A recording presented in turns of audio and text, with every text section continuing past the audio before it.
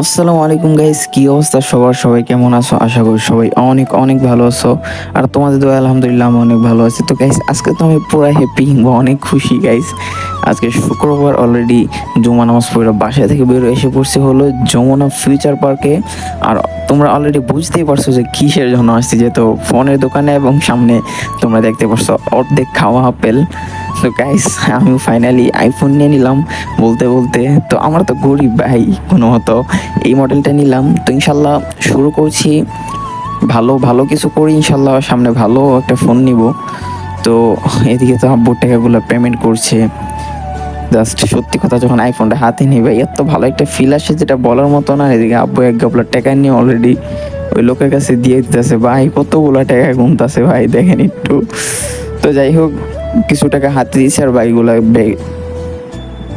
Bank payment করছে।